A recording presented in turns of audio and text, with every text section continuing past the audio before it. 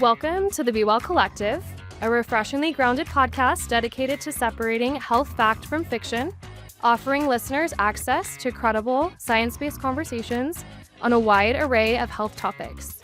Each episode features discussions led by medical professionals and experts, providing listeners with the evidence-based insights to navigate the often confusing world of health and wellness with confidence and clarity. Now let's nourish our minds and get into it. Welcome to the Be Well Collective. We're so glad you're here. I'm Riley. I'm a clinical mental health counselor, and today I'm joined with Sarah Hillring, who is a sport and clinical dietitian. Hey, Sarah. So what's our topic for the day? Hey, Riley. It is always a pleasure to be here with you and another fabulous guest.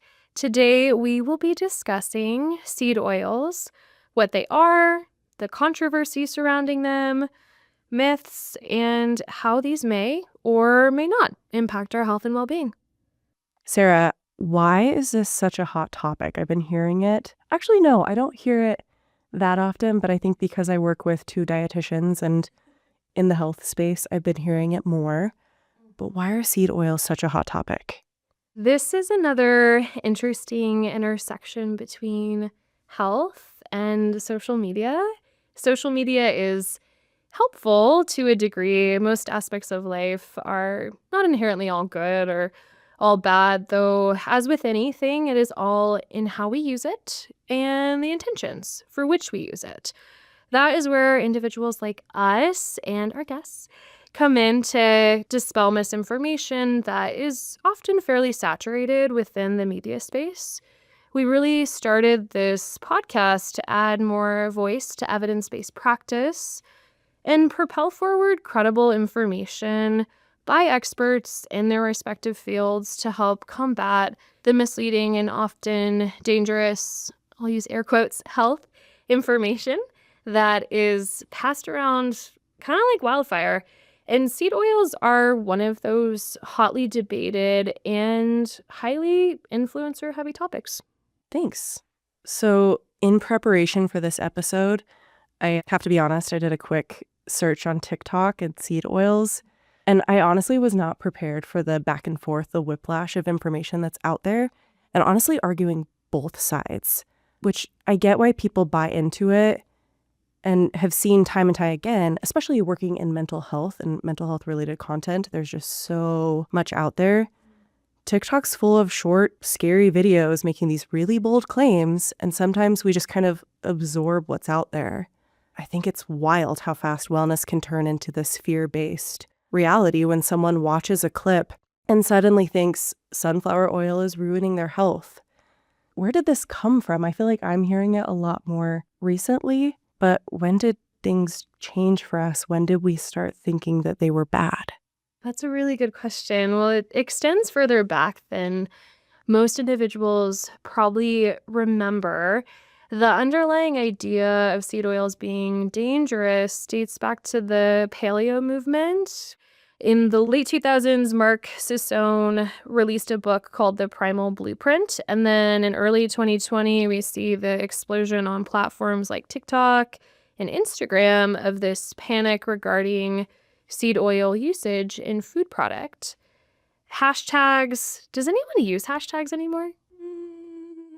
I don't think so. Okay, well, hashtag was a thing, and there was a hashtag for seed oils, and it accumulated over 126 million views on TikTok alone in 2020. So at least 6 years ago, it was a thing. And that's 126 million. I know the world is wide and populations are massive. However, that is significant engagement. So the calling out of seed oils on socials began to gain significant traction, largely fueled by wellness influencers, proponents of the carnivore diet, and podcasters. And it was Paul Saladino, who is a proponent of the carnivore diet, who helped boost this controversy. He was interviewed by Joe Rogan and brought up the concept of the Hateful Eight. We'll get into that a little bit later with our guest. And seed oils really got skyrocketed to mainstream attention. Fast forward to 2024, and this trend moves from the online sphere the social spaces into chain restaurants, introducing seed-free oil menus, and public figures such as RFK Jr. advocating against them. So it's been going on for a while, but kind of the explosion of it has, I would say, really taken off in the last couple of years.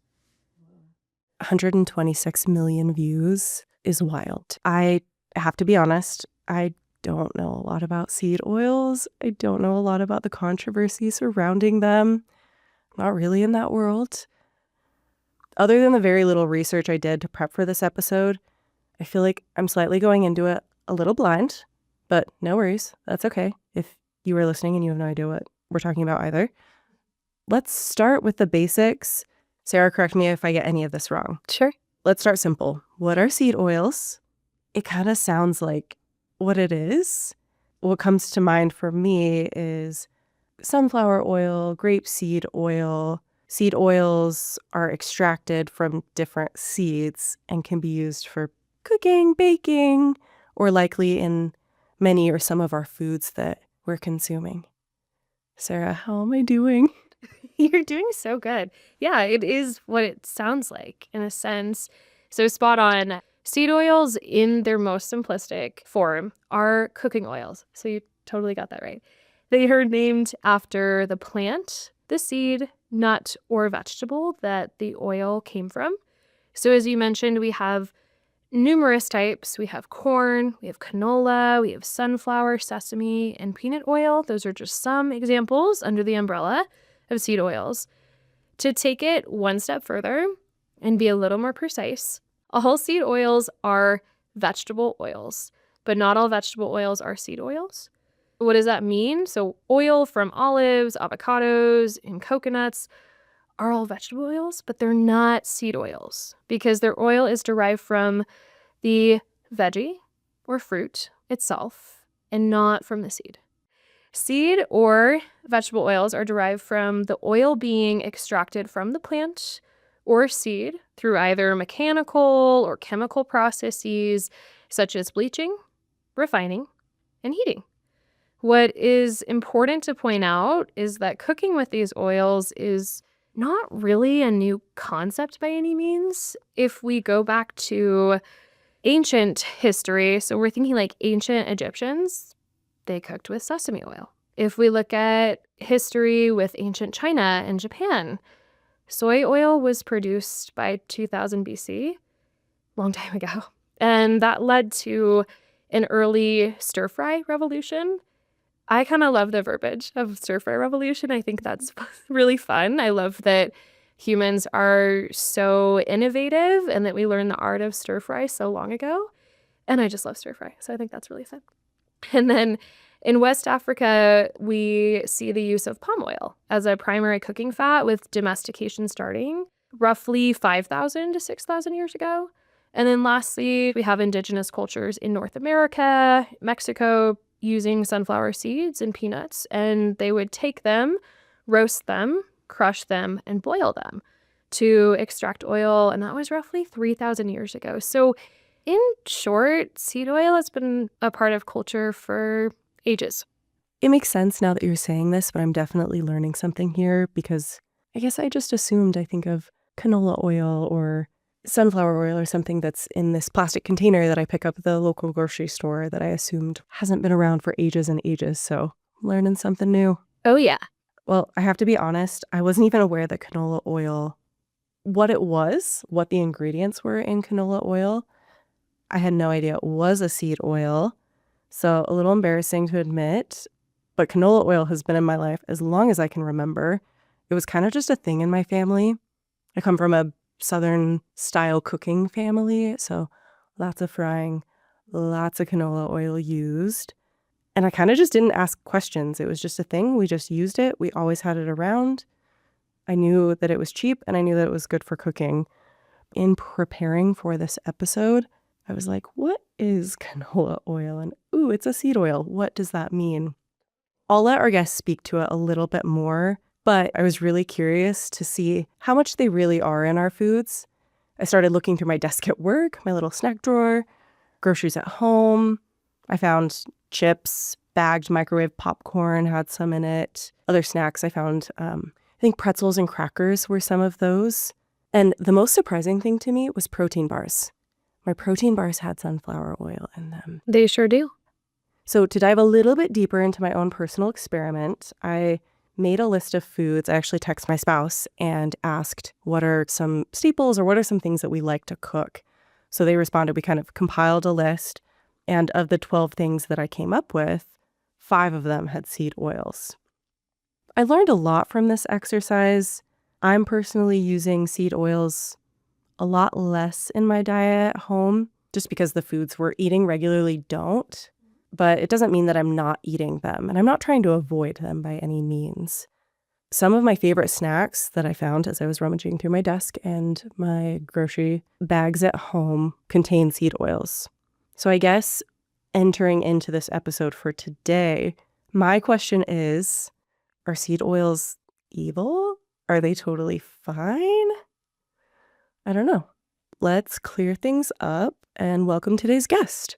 So help us welcome the brilliant and oh so cool Rachel Palmer. Hey, Rachel. Welcome to the pod. How's it going? Hi, I'm doing great. Thank you so much for having me. Well, let's kick off by giving you a well-deserved introduction. Rachel Palmer started her career in healthcare as an oncology nurse and worked on the inpatient medical oncology unit at Huntsman Cancer Hospital for 6 years. During her experience as a nurse, she developed a passion for the relationship between diet and the development of chronic disease. She decided to go back to school and completed a master's in Nutrition Science and Dietetics and an internship to become a registered dietitian.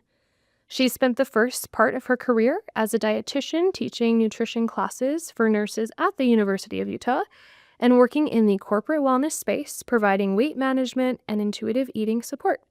She is currently the Senior Dietitian at ARUP on the wellness team and enjoys working with patients on nutrition therapy for GLP-1 support, diabetes, cardiovascular disease, MASLD or MASLD, women's health, and GI health. In her free time, she likes to ski, backpack, cook, watch movies, and spend time with family and friends. Rachel, thanks so much for being here. We really appreciate you being vulnerable and coming on to the podcast. Before we get started, we always like to start each episode by sharing a snack in it and bonus points if your snack has seed oils in it. Rachel, did you bring anything today? I did. So I actually did bring a protein bar. It's an RX protein bar, lemon, honey, butter, cashew flavor. So I chose this before looking at the back, and it does actually contain a seed oil blend. So it's a blend of avocado and high oleic sunflower oil. I was actually very surprised to see that it contains seed oil. Other versions of this bar do not. So that was very fitting for the snack I chose today. I love that you went in blind. Like you didn't know, you weren't looking specifically for something. Exactly. Yeah, it was meant to be. Perfect. Well, thanks for sharing your snack with us. Of course. Sarah, what did you bring? In full transparency, I do not have seed oils in my snack. However, my snack today, I have 2 pumpkin pancakes, and then I put like a smear of peanut butter and pressed it together, and it's so good.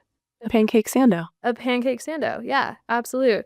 I really love making pancake batter, so it is not pumpkin season, but it just seems right for me this month. So that is what I'm doing, and it's really good, and it's really fluffy. It's just like the perfect texture. Okay, Riley, what about you? What snack did you bring? All right, I've been saving this because when I was rummaging through my desk, you guys should have seen me prepping for this episode. I was like, I know nothing about seed oils. What stuff do I have that has seed oils? And so this bag of Miss Vicky's jalapeno flavored chips has sunflower oil, corn and or canola oil. So it's got some stuff in there. I've been saving this little snack. Well, thanks for playing along with us, everyone. It's always so fun to hear what people bring to the podcast. Rachel, I'd love to hear a little bit more about what made you passionate about pursuing dietetics after becoming a nurse for so many years, and what made you passionate and curious about exploring the space of seed oils. Yeah, absolutely. So early on in my nursing career, while I was actually completing nursing rotations, I was really taken aback by the sheer volume of people who were having to spend time in the hospital managing complications from chronic diseases. And at the time, the measures that they were taking to manage those complications were pretty extraordinary. At least in my mind, I was young.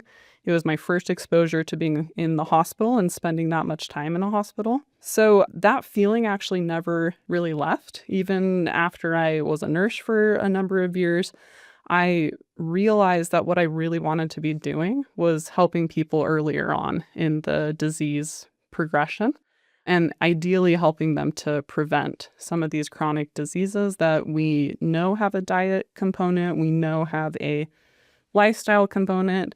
Of course, genetics, medications, socioeconomic status comes into play as well. But again, it really took me by surprise, or it really shocked me, just the volume of people and the extraordinary measures we were taking to manage complications from these diseases. I knew I really enjoyed learning about the human body. I really enjoyed biochemistry, so I thought nutrition science would be a great fit. And I got a master's and became a registered dietitian.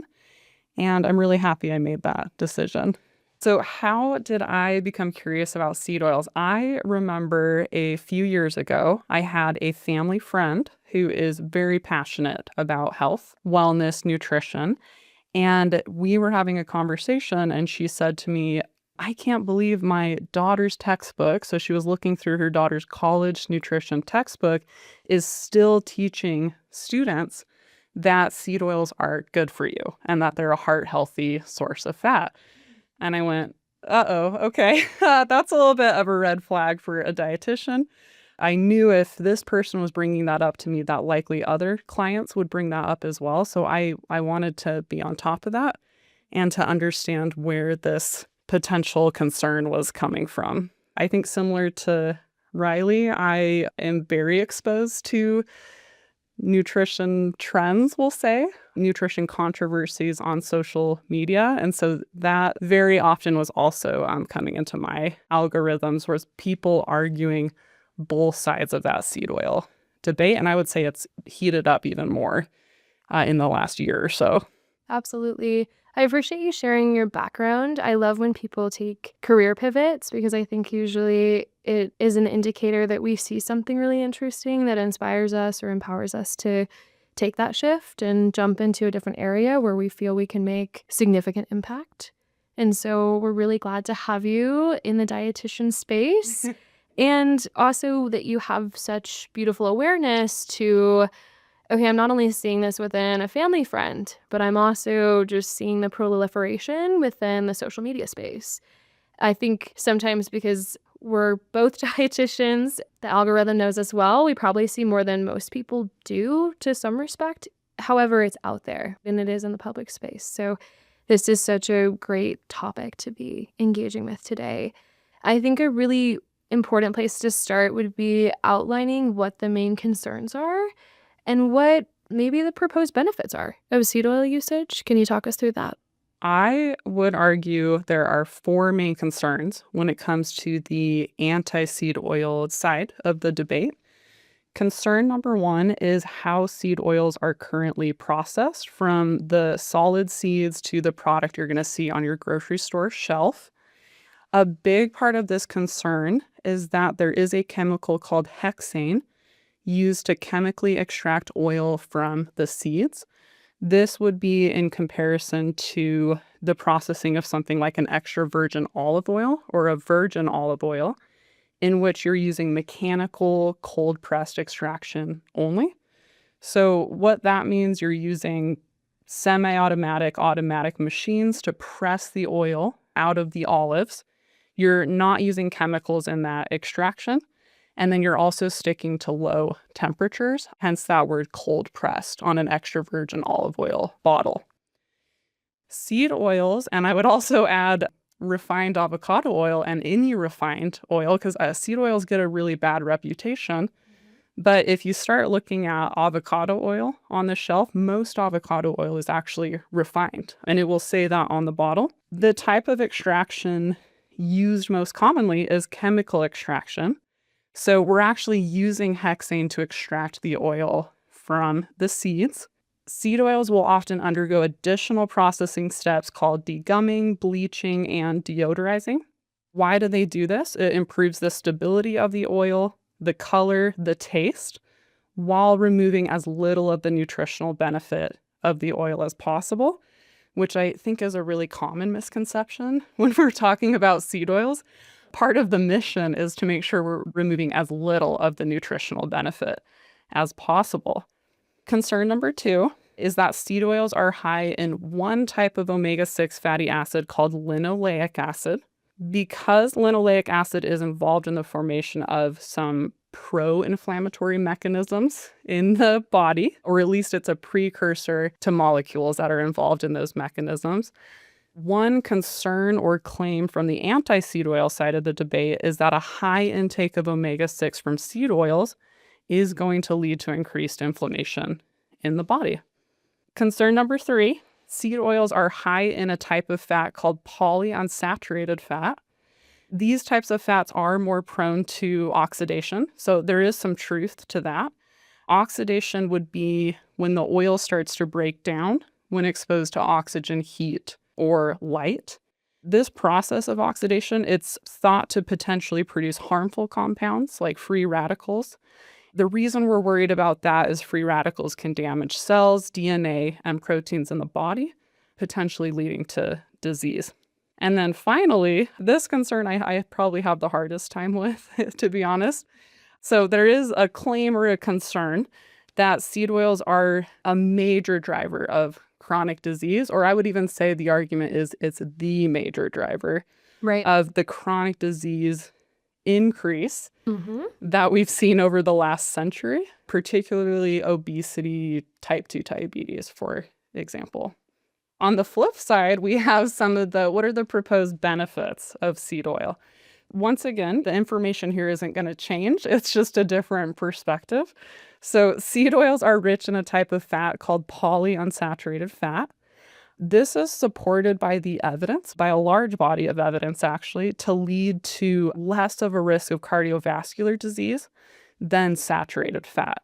So what we see in the evidence is that when you replace saturated fat with fat sources that are high in polyunsaturated, we actually see a reduction in cardiovascular disease. We see a reduction in inflammation as well. Again, I can't stress enough, this isn't 1 or 2 studies supporting this, 1 or 2 single studies. This is a large body of evidence. So omega-6, seed oils are a really high source of this omega-6 linoleic acid. For all of the hate that omega-6 is getting right now, it's actually one of the only 2 fatty acids we actually need to get from the diet. The other one would be an omega-3. Any other type of fat or fatty acid you can actually make in your body. You don't need to get it from the diet. So omega-6 or this linoleic acid is pretty unique in that way.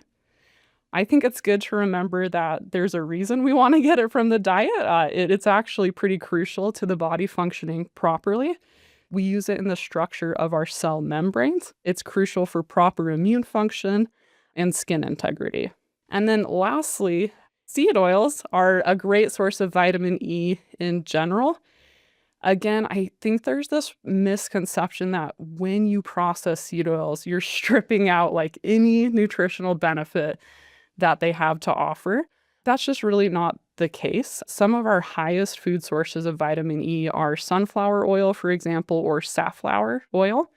Vitamin E also helps to prevent cells from oxidation.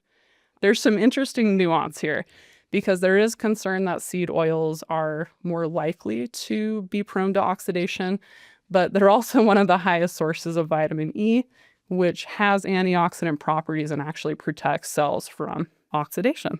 Does it matter the way that we purchase our seed oils? Like if I'm purchasing it in a plastic container or glass container? That is a very good question, and I would say that's also a very hot topic right now. I will say, in general, a glass opaque bottle. So you can picture olive oil. They're often sold in those dark green bottles. that is going to be less prone to oxidation. Glass is less porous than plastic, clear bottle, for example. However, just because that is true, if you purchase canola oil in a clear plastic bottle, for example, this oil is not going to break down in a matter of days. It's not going to break down in a matter of weeks. We're talking months at a time. That's the time scale that we're looking at. So if you store that canola oil in a clear plastic bottle properly at your home, you're easily looking at a good 6 months that oil's going to be good before it's going to start breaking down. So how do we want to store this? We want to put it in a cool, dark place. So a cupboard, for example. We don't want this bottle hanging out next to the stove. You're going to start getting exposure to heat. Every time you use the stove, that's going to break down the oil more quickly. We don't want this sitting on a sunny windowsill. We really do want to put this in a dark cupboard. Even after you open it, you're looking at probably 6 months. I would say even longer than that canola oil is going to last. If you want to buy extra virgin olive oil in a dark emerald glass bottle, that's okay too. A glass is less porous and you are going to see the oil last longer. How do you know when it's bad? It's going to taste off, so it'll taste rancid. You're going to know if it's starting to degrade. I think another good recommendation is to write the date you open it on the bottle. But I think for most of us, we're probably using those oils quicker than 6 months. I don't want to assume, but a lot of these you're using in a matter of weeks or months for sure. Can you provide a little bit more context on saturated versus unsaturated fats and what they mean? So I think a good place to start here is the main form of fat that you consume from the diet is in the form of something called the triglyceride. And if you look at the chemical structure of a triglyceride, you've got a glycerol backbone and you have 3 fatty acid tails attached to that backbone. And they really do look like a little tail if you want to picture it that way. So these fatty acid tails, they can either be saturated, monounsaturated, or polyunsaturated. Saturated fatty acids, they're straight in structure. The reason they're straight is they don't have any double bonds in that tail. So something that's interesting about this is because they're straight in structure, they can pack really tightly together if you have a food product that is high in saturated fat. So for example, butter, lard, beef tallow, you're probably hearing a lot about those on social media right now. That's why those fats are solid at room temperature, is that those fatty acid tails can pack very tightly together and form that solid structure. Monounsaturated fatty acid tails, you're going to have one double bond. That's going to form a kink in the actual structure. Polyunsaturated fatty acid tail, you're going to have more than one double bond. So you're going to have multiple kinks in that tail. This is why a seed oil that's really high in polyunsaturated fat or an olive oil that's really high in monounsaturated fat, it's going to be more of a liquid. At room temperature, you just can't, that structure is not going to pack as tightly together. So you're not going to have a solid. Why do we care about this? Because that's the chemistry, but why do we actually care about this from a health perspective? So even the most updated American dietary guidelines, they were updated in January of 2026. They continue to recommend that you consume no more than 10% of your total daily calories from saturated fat. The American Heart Association is even stricter, so they recommend you consume less than 6% of your total daily calories from saturated fat. They're not like, this isn't coming out of nowhere. This is based on, again, we're looking at what evidence do we have? What is the high quality, rigorous evidence with human trials? What does that actually support when it comes to this topic? And time again, what we've seen is that when you replace saturated fat with polyunsaturated fat, cardiovascular disease risk is significantly reduced, even more so than I would say monounsaturated fat. So that's a modest risk reduction. When it comes to polyunsaturated fat, that's a significant risk reduction. Again, to point out, seed oils are a unique high source of polyunsaturated fat. Thank you for the chemistry lesson. You're I welcome. liked it. I think it's really important for people to understand how this all interplays and what is going on in our body. And so I think that gives really good context in the sense of what types of food do I eat and where do I find those fats within each of those foods. That's really educational and that's really good to know. And we're more focused on seed oils today, but bringing in the saturated fat aspect is really intertwined, right, with that argument. So that's really important to know. That being said, I mentioned earlier in the episode about the term hateful eight. We mentioned quite a few seed oils and vegetable oils.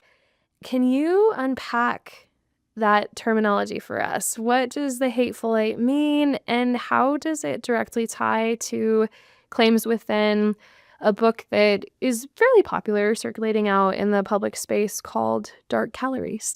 Yeah, great question. You might have to help me with all of the hateful eight, Sure. but I do believe the author of the book Dark Calories is the person who coined that term, hateful eight. What we are referring to are 8 specific types of seed oils that this book would argue you avoid at all cost. It doesn't matter where you're getting it from, they would argue these are the ones that are toxic to human health. They're increasing inflammation in the body. They're the major driver of the chronic disease epidemic. We could call it modern day epidemic. I'm going to try to list a few of these. So sunflower oil, safflower oil, corn oil, cottonseed oil, soybean oil. You're over halfway. Grapeseed oil, Totally. rapeseed oil or canola oil. Did I already say that one? No, but there you go. Canola oil. One more. Oh, what's my last? Rice bran. Rice bran oil. You did so That's good, all though. 8. I should have practiced. Well, that's a lot for memory.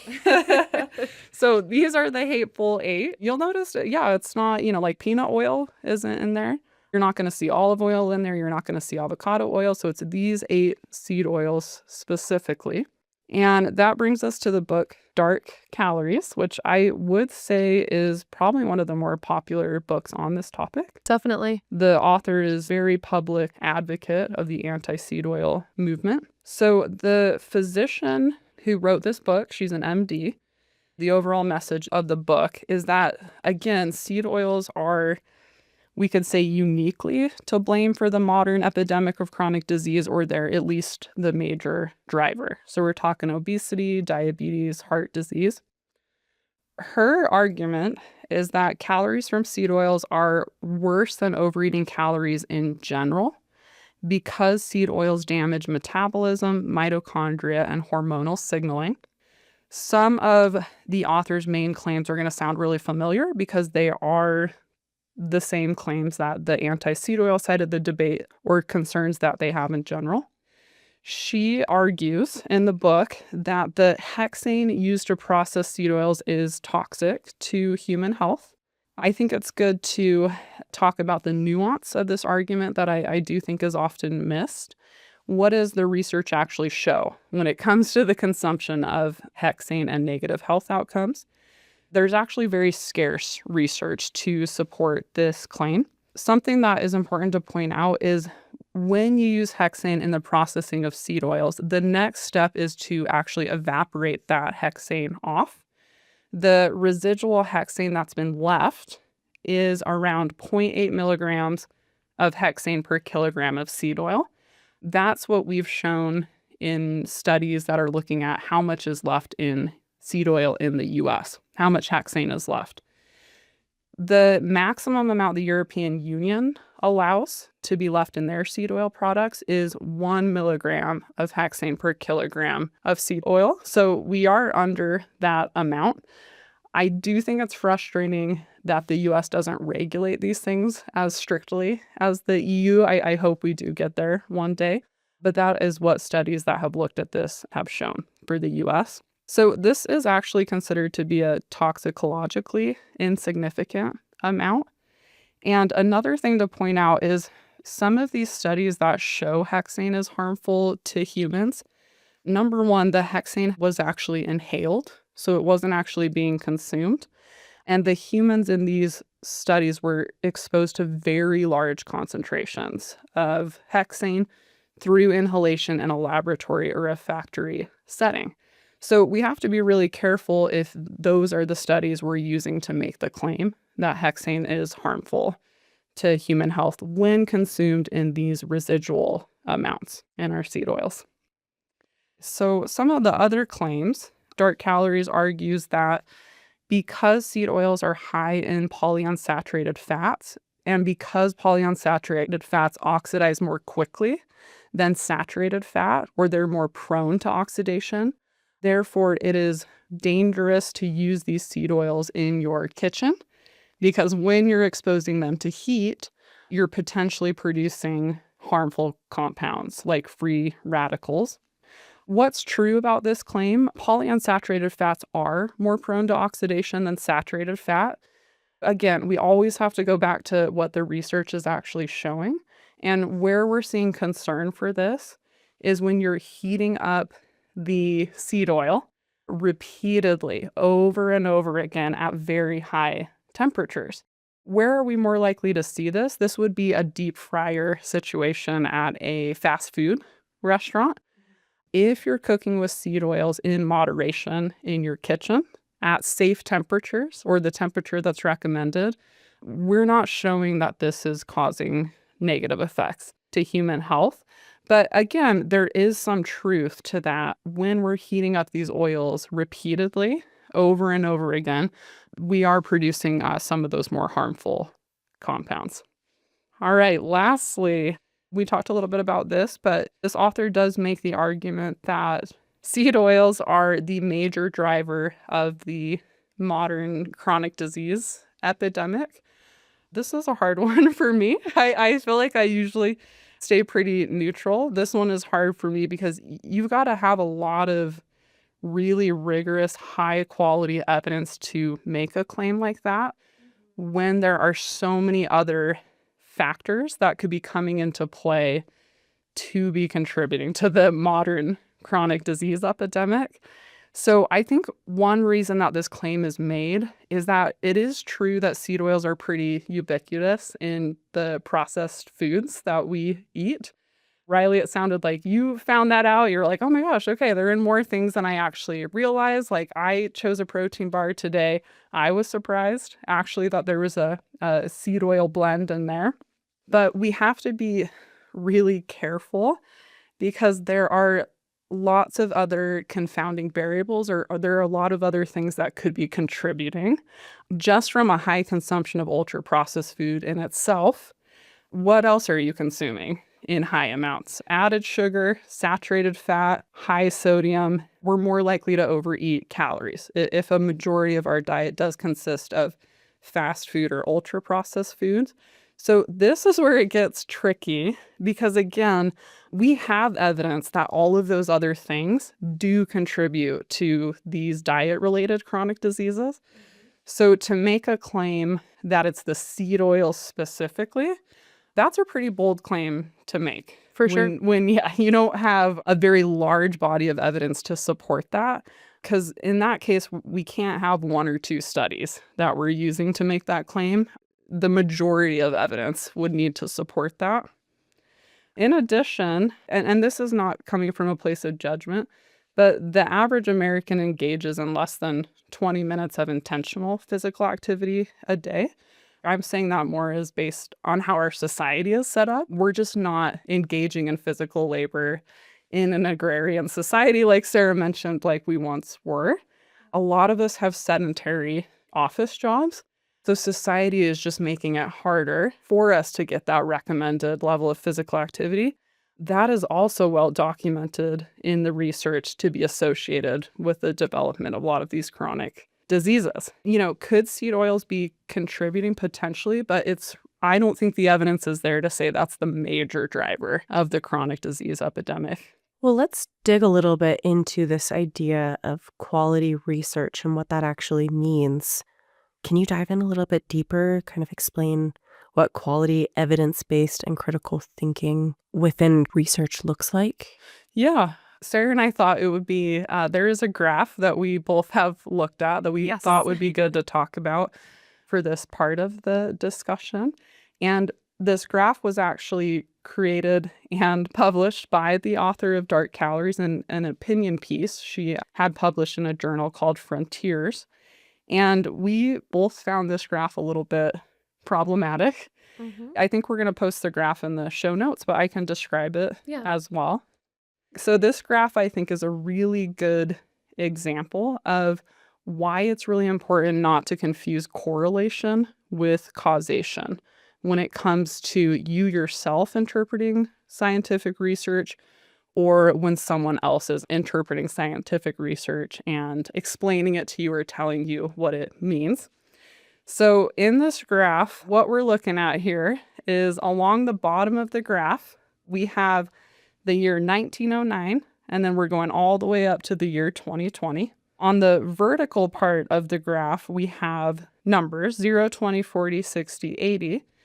And we're looking at the pounds per person per year of red meat consumption, carbohydrates including added sugar, saturated fat, and seed oils.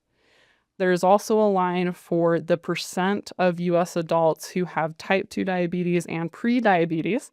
And we're looking at how has this changed over the last century. So we're starting from 1909, we're going all the way up to 2020. So what's really interesting about this graph right off the bat is for the red meat line, the carbs including added sugars, and the saturated fat line, they're essentially flat. What is that representing? That intake of these individual nutrients has not really increased to a significant degree over the last century. I don't know, Sarah, how you feel about that? Added sugar, I think the added sugar alone, we have data, like I was looking this up before to prepare. On the USDA website, we have data that the intake of added sugar has absolutely significantly increased. Completely. From the early 1900s to 2020. So right off the bat, that's hard for me because this graph is not representative of that. Agreed. Yeah. So when you look at the seed oil line, that's steadily increasing 1909 up to 1990. And then we have a very steep increase from 1990 to 2020. Visually, when you look at that, you're like, oh my gosh, we've significantly increased our seed oil consumption even in the last almost 30 or so years. The other line that's rising very steeply is the percent of adults with type 2 diabetes and prediabetes. So if you're looking at this graph, it would be easy to say, okay, seed oils went up very steeply, type 2 diabetes went up very steeply, therefore seed oils is causing this increase in type 2 diabetes. We have to be really careful with that because just because two things are going up at the same time does not mean that one caused the other. So I think the most fun or best way to do this is to swap out the two things on the graph and to relabel them as something different. So seed oils, for example, we could swap that out with ice cream consumption.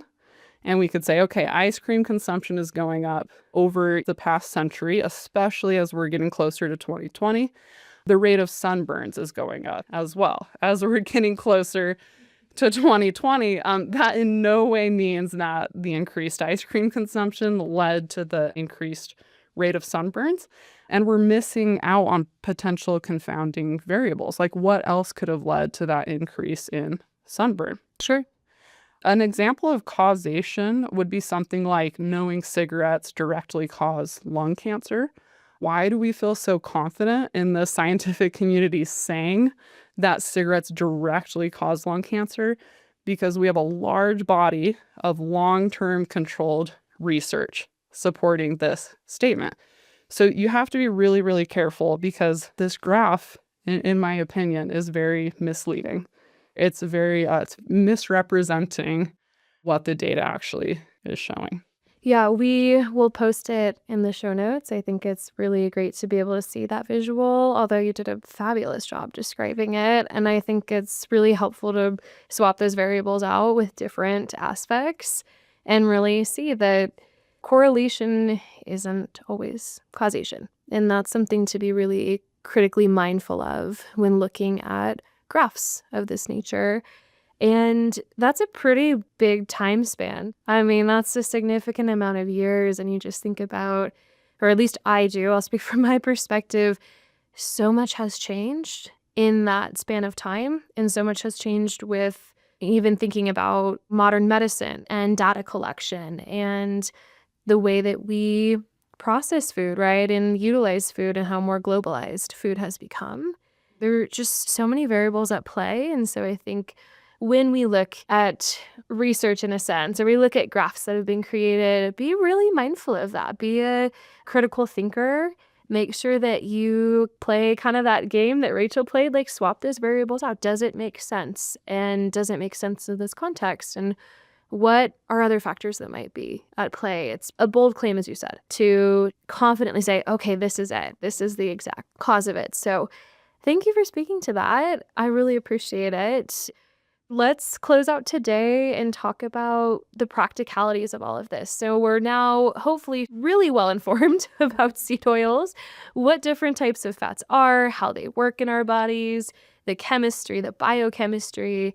It's all so important.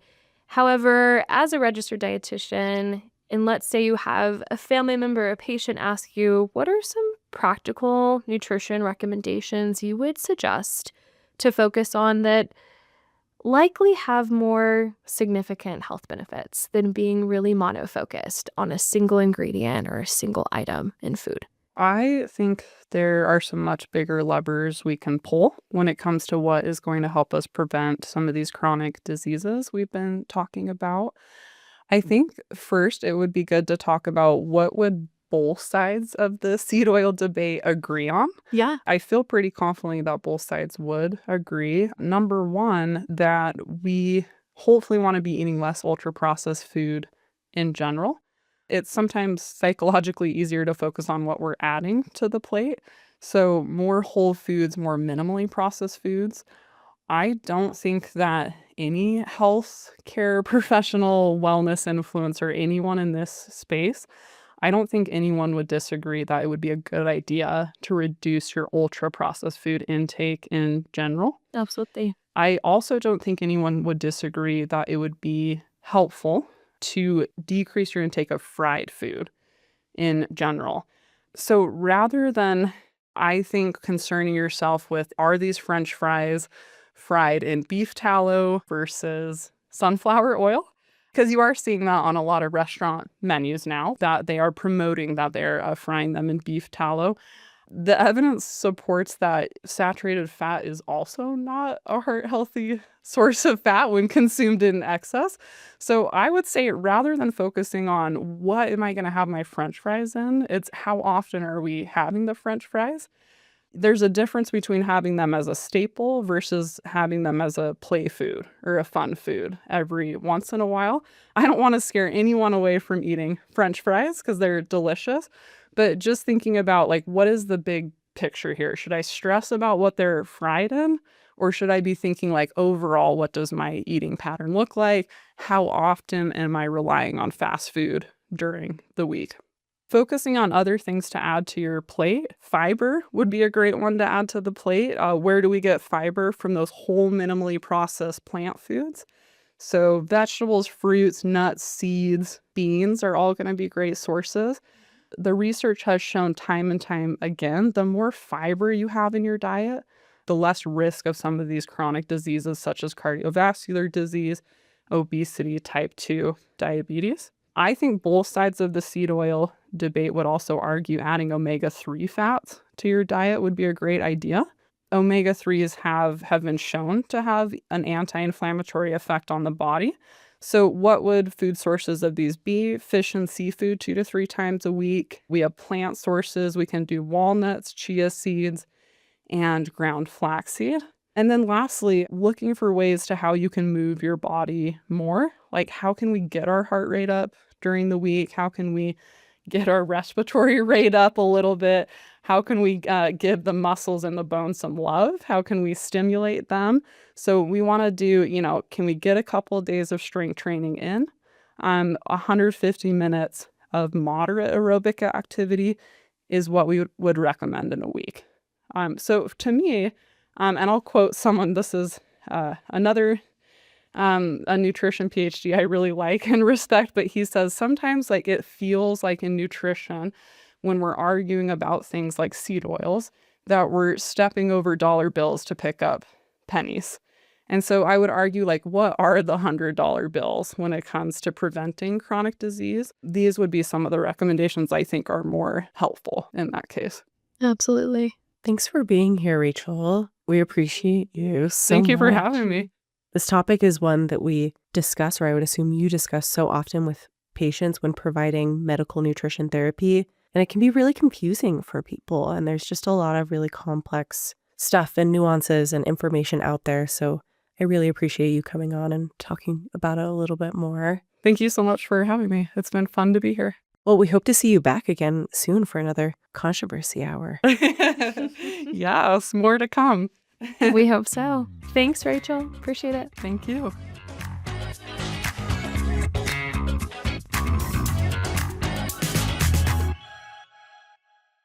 The information out there can feel really overwhelming, and the wellness world is massive, often offering claims or fixes or black and white thinking of this is all good or this is bad.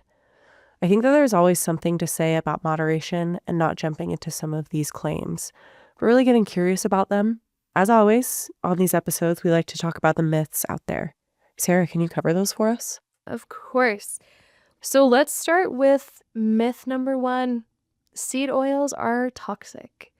Scientific evidence does not support this claim. Seed oils can be a part of a balanced diet when used in moderation, as long as they're not used for repeated deep frying, which Rachel really well spoke to. The other argument of its toxic nature is in that extraction process, there is the usage of hexane. What hexane is, what research has shown in terms of inhalation that it can be toxic. It is, I would say, a pretty effective method, though, when it comes to oil recovery. So when we're processing oil in ancient history, there was a lot of oil that was lost. We just didn't have the methods we do now.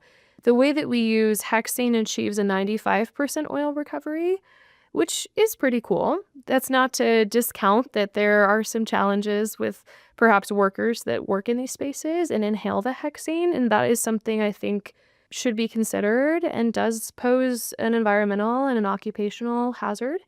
However, it does leave minimal residue in that final product, whatever type of seed oil or vegetable oil we might be using. So if we look at the European Food Safety Authority for reference, there's often a lot of comparisons to Europe does it better. And I think that's true around the globe, right? Every country does things different and better and worse in different categories.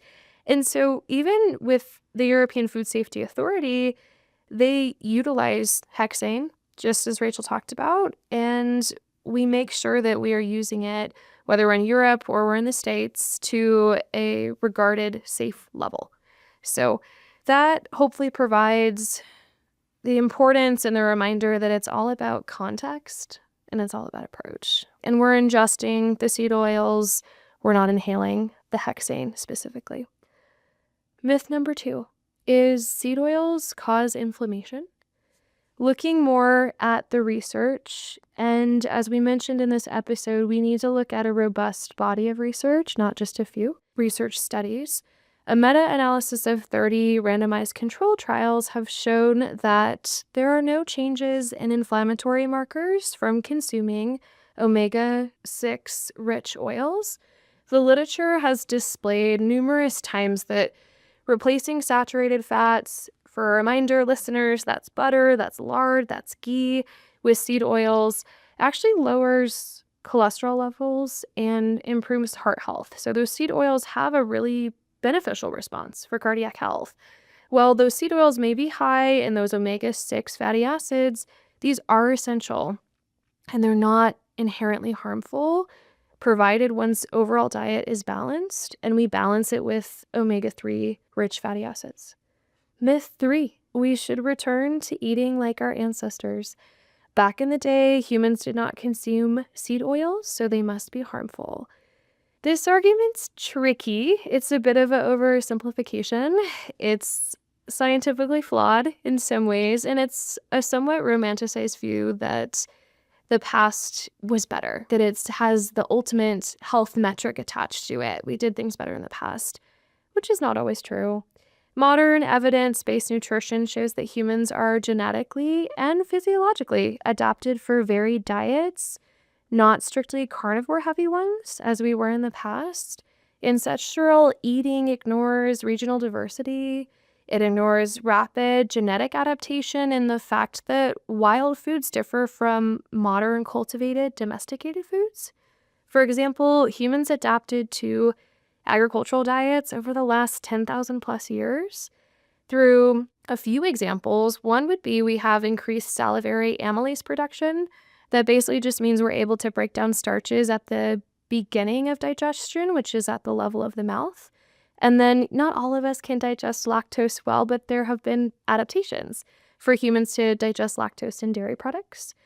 If we compare, let's say, the 2020s era to the 1820s era, there are many confounding factors that can influence societal health outcomes.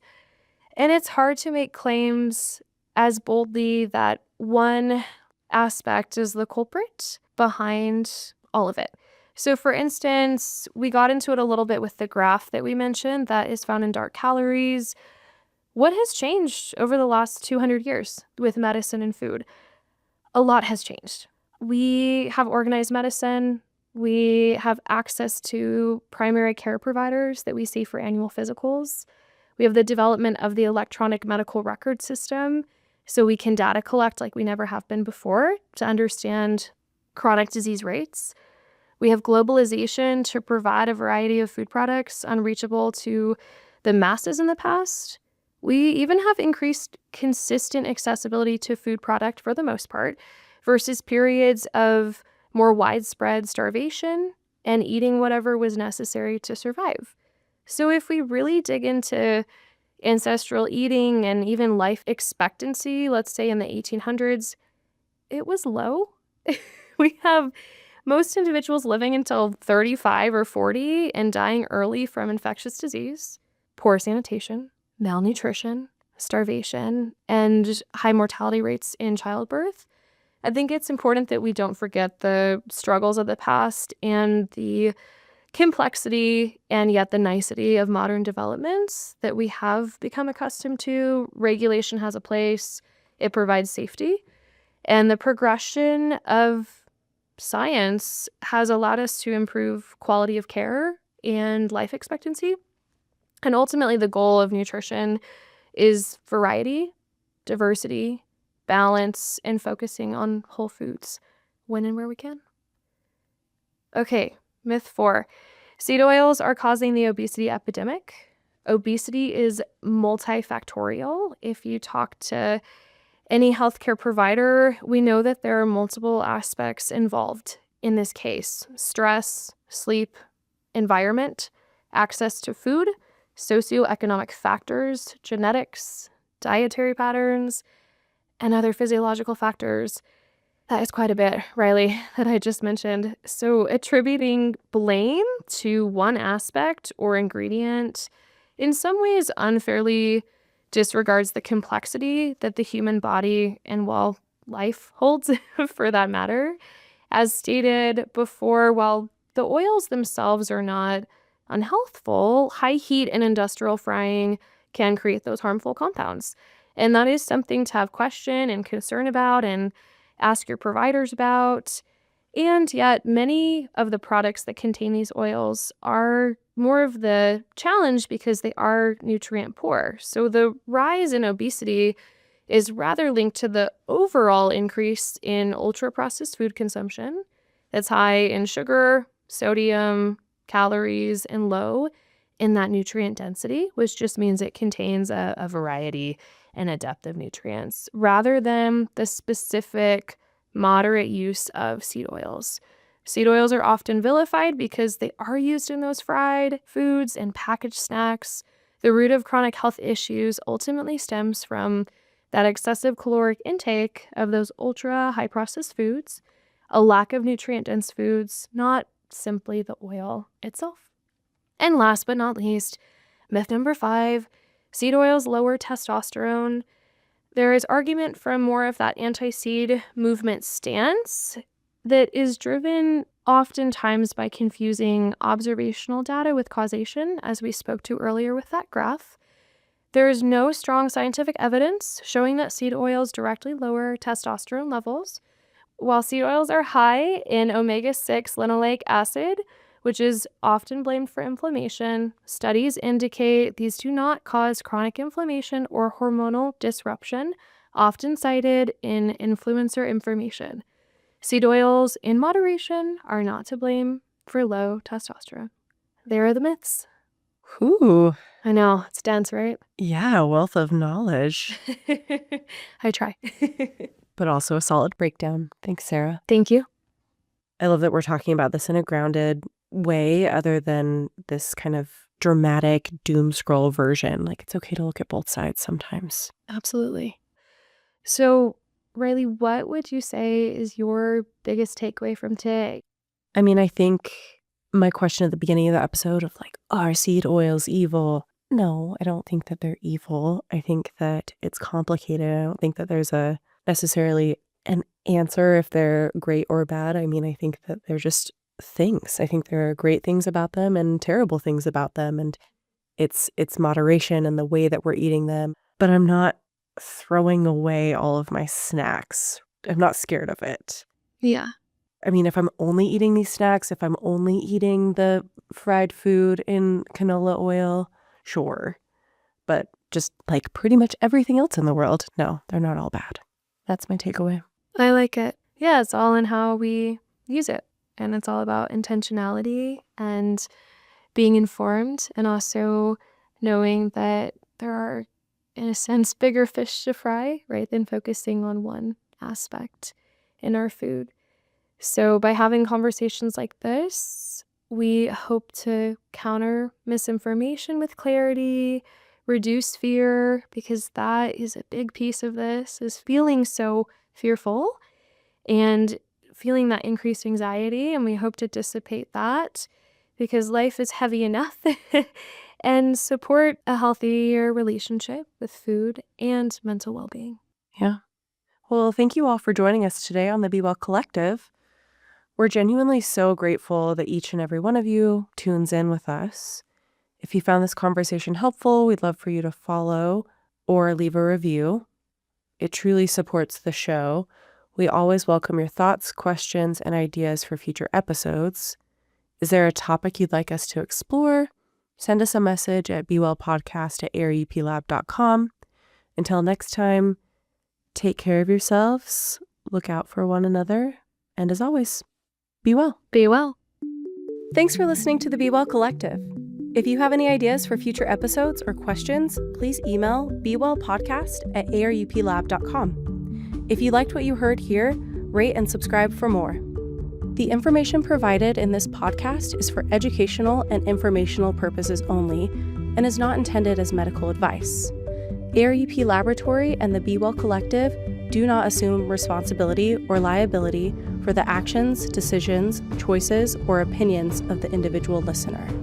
The content shared should not be used as a substitute for diagnosis, treatment, or medical guidance. Always consult with a qualified healthcare provider before making any changes to your care plan. Listening to this podcast does not create a provider-patient relationship. Use your discretion and take responsibility for your own health decisions. The show is produced by Riley Speth and Sarah Hillring. Today's episode was audio engineered by Arthur Vienema.